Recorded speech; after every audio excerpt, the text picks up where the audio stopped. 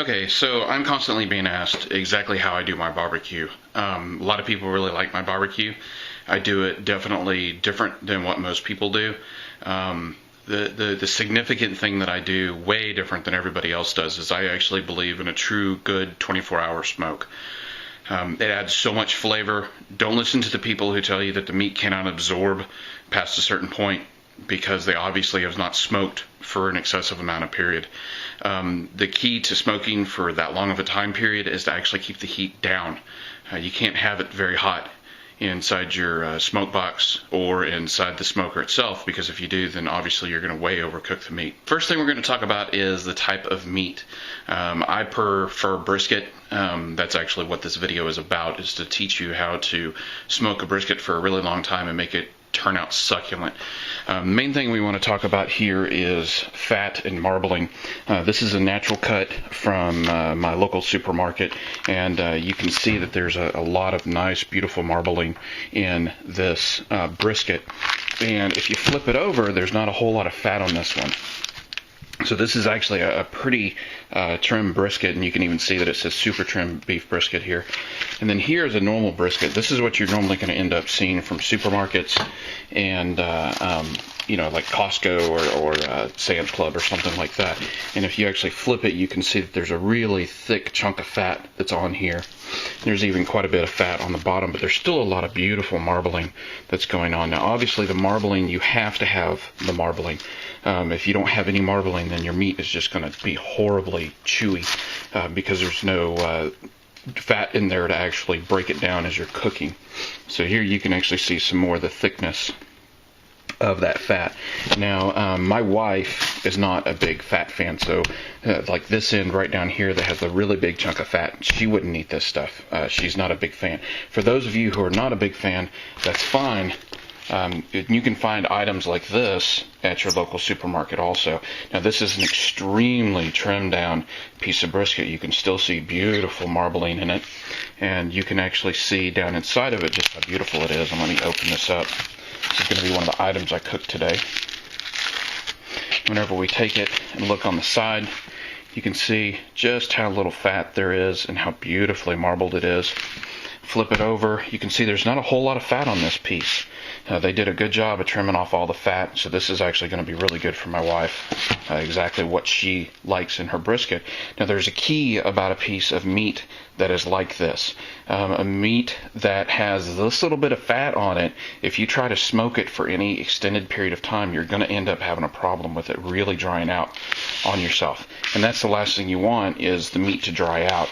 Once again, it's all about the fat content and marbling, and there's just not enough fat here. So what I do with a meat like this, and it's perfectly fine, you can 24-hour smoke a meat like this, and it's going to turn out beautifully with the way I do it, because I take a piece like this and I smoke it with a piece like this. So this piece is actually going to end up being smoked today along with it. Now, my super trim over here, I'm going to wait on him for another time. But this guy right here is going to end up being smoked with it. And what happens is all these fat drippings, with the way that I do my smoke, all these fat drippings are going to be available to help keep this meat having fat within it, fat juices that it can actually pull from the drip pan. The next thing we need to really talk about is wood. No, not that kind, guys. Whenever you smoke meat, you're going to have to do it with some type of charcoal or wood. Obviously, higher quality charcoal will get you a better flavor in the end. The primary staple that we have all over the place is just some type of, bagged charcoal. Here is just a basic bag of charcoal. Now, you'll actually see that this is truly just lumps of pre-cooked wood. Now, what they do is they take the hardwood and they actually put it inside a heat kiln, and they actually get it to turn into charcoal. Now, charcoal is, actual pieces of real wood in this case, and it's just brought to the point where it is completely black. So you have a different type of burn with a piece of charcoal like this. It lasts a really, really long time and generates a great amount of heat which is exactly what you don't want. So you have to be very careful. And there's actually a really specific case where I'm using this at, because I'm from Texas and I actually believe in smoking with real wood. Now, in this case, I like to use oak, and this is just a little piece of oak that I have here. And you know, oak adds a very distinctive flavor. It's very good. I don't smoke with just one type of wood. I do a blend of wood, and in this case, I actually do oak and I do mesquite, and this is typically what I smoke with. Now you can do things like this where you add bags of smoked chips, and here I've got some pecan smoked chips, and I actually have some apple smoked chips, and I'm going to be throwing these on top of the fire today whenever I'm at it. And what you do with that stuff is what you see on all of the barbecue shows. You just grab a bowl and you put some water in it, and you put your chunks of wood in it. And what this does is it helps the wood not to just go up really, really fast, because items like this that are this small are just going to cook within no time and turn, you know, into nothingness. They're just going to turn into ash because there's nothing here. So what you do is you soak it in water. The wood soaks up the water, which actually allows the wood to last a lot longer, and then you get a beautiful smoke off of it. Now, the other thing that I frequently get asked is, do you pull the bark off? You know, it sounds kind of like a silly question, but it's actually, for those of us who smoke a lot, it's a deep philosophical question. For me, I do not. Now, this one has bark off of it, and we got a little piece here, but this has bark off of it only because I broke it off one of the bigger pieces. But for me, this piece right here of mesquite bark, this is absolute seductive flavor for the meat. It adds so much to it, and even though it goes pretty quick whenever you're actually smoking, the amount of flavor that this bark itself adds to it is phenomenal.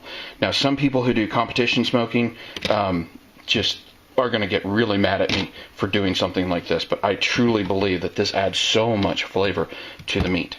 So there you go. Again, you can do it with the charcoal on a consistent burn without having to do any type of fresh wood. If you need to, and whenever I say fresh wood, I mean, you know, cut wood. This wood is not fresh. It's not green. You can do it with green wood, but once again, now we're talking about a different flavor, a different amount of sap that's going to be coming out, and it tastes different. You can do it, but just know that it's going to taste different. But if you don't have access to this type of stuff, then just go on down to your supermarket, buy some charcoal. We're going to move on to the actual barbecuing of your meat at this point. So first thing we have to do is we have to go to our smoker. Now, this is a custom built smoker that I did.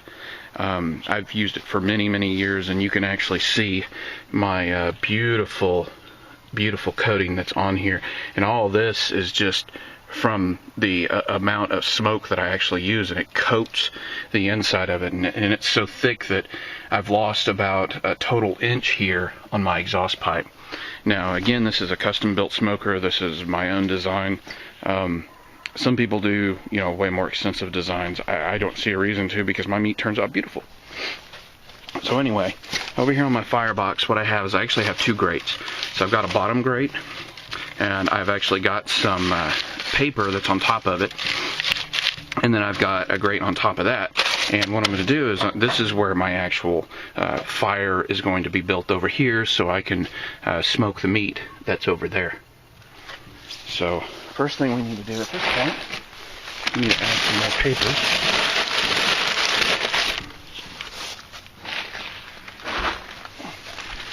Here we go. Here's some more paper. Now I've got some of the wood that didn't cook last time. This is my own little version of charcoal. Now, you're going to ask, why are you starting it with paper versus lighter fluid versus the ability to pre-light charcoal? You know, why do you do it this way? Well, first of all, I let the paper cook off. So there's not going to be any paper on the meat. All that stuff is going to be well gone before I actually put any type of meat inside my smoker whatsoever. I like to use the paper because I got this big roll of newspaper. You can go down to your local newspaper shop and say, hey, do you have any old rolls? Because they don't use the whole roll. They go down till it has about that much on it, and that's going to last you for the rest of your life if this is all you do with it. So just go on down there and ask them. Sometimes you have to pay for it, sometimes you don't, but it will help you tremendously on this. You do have to have storage space for it, so just keep that in mind. And it's really heavy. So anyway, so I have a really large roll of paper that I use for this. Now, the paper does a really good job, gets me the amount of heat that I need to start the wood or charcoal, depending on what I'm doing that particular time. And the thing I don't like about lighter fluids is its chemicals. I like to try and keep all mine chemical free. It's just better for us, let's face it. The type of charcoal that has the fast light and that has one match light, all that type of stuff, that's well and good, but once again we have chemicals in those. If you want to have that, go for it. I'm not partial to what you do. It's just what I prefer to do with my family is to keep it this way. Alright, so what I'm doing today is I'm actually going to be adding this charcoal that I got earlier. And this is where I said it was very specific for my case. I'm going to be adding charcoal in here to help get this fire going.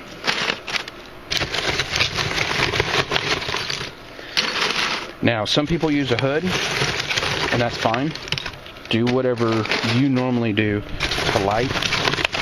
This works just well for me, and I've never had any issue with stuff lighting for me. So there we go. There's my little bed of charcoal. Next thing I want to do is I want to grab some actual pieces of mesquite down here. Get them up here, so whenever all this gets ready to go, we have some kindling for it to actually hit against. A piece of oak there. There we go. Okay, so to light it, it's real simple. You just grab any type of ignition source and light away. Now for me, I actually keep my grill open because I want to have as much air moving through as possible so I can get a good light on everything.